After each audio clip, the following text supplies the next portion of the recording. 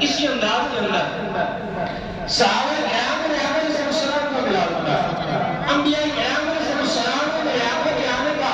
ذکر کیا، میرے آقا علیہ السلام کے آنے کا اعلان کیا۔ بخاری شریف میں جسے بات ہے حضور علیہ السلام کے پیارے صحابی جناب حضرت امیر معاویہ رضی اللہ تعالیٰ عنہ اس کی راوی ہے،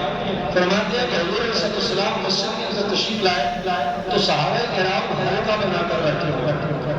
بیٹھ گیا تھا جس طرح مسجد کے اندر،